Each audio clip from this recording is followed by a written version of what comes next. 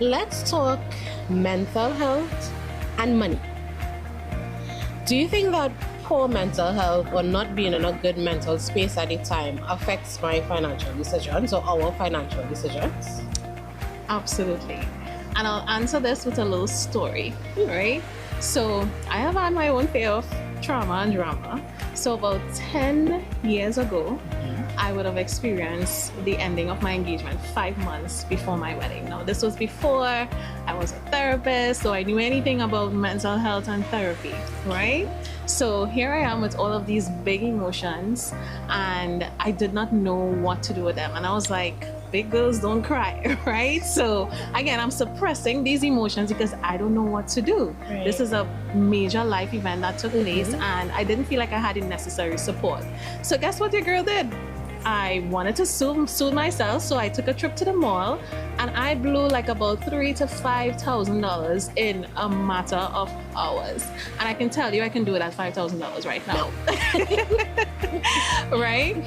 So that just goes to show that when it is we don't manage our emotional world, we become very impulsive and very reactive, when it comes to spending money, because we either spend a lot to soothe ourselves, or we will hoard to, keep ourselves safe, or we might undercharge because we feel like, we want to define our worth. Right? So your mental health and your mental world is directly related to how you spend money. When you are clear in mind and thought, and you understand what's going on with you, you would realize that you would spend money differently. I see people doing it with food.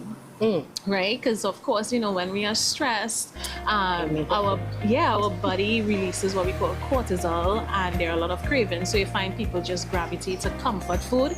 Before you know it, when you look at your food bill, you spent a lot of money, right? At the restaurant. So yeah, it does impact your mental health, your financial health. Okay.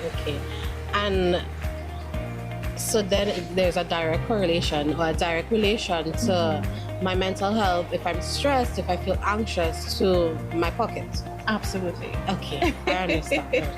Yeah. And so therefore, strong mental health, being better aware of my mental health, can help me improve my financial habits. Yes, it can. It can help you make wise decisions, because again, we don't want to lead or make decisions with our emotions. We have to be aware of our emotions, but we need wisdom in how it is we spend. And that is what emotional intelligence is the intersection of head and heart. Right? So you are aware of how you feel. Like, I feel sad, I feel hurt, I feel depressed. But we use our mind, we use logic to say like, okay, even though I feel this way, I shouldn't make this purchase right now because I have XYZ to do. Right? But when we allow our emotions to just lead in that moment, we may, indulge in overspending or whatever the case may be, and not think about how it impacts us in the future. So having good mental health, or reasonable mental health at least, it makes you think again.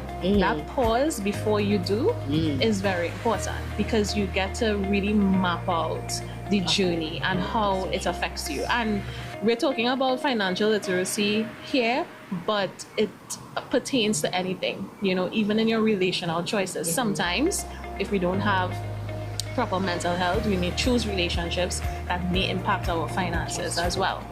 Right? And again, we're choosing the relationship because we just want to feel suited, we just want companionship.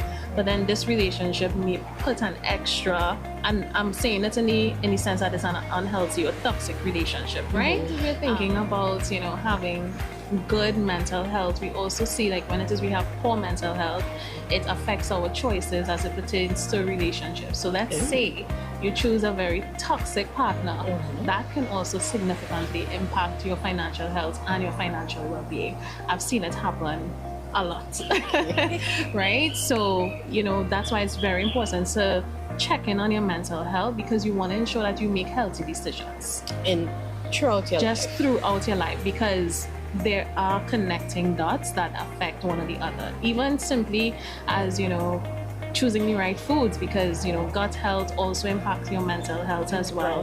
Right. So in like manner, we want to make sure that we are well mentally, and we would see how it plays into our financial decisions as well. I like that. You said something just now. You said that there should be a separation between heart and health, heart and mind. Heart and mind. I like that. Have a separation between heart and mind. Take a moment, breathe, gather yourself, and then you could make decisions in your life, whether it's relationship, your food choices, your financial decisions, because everything is connected to your mental health.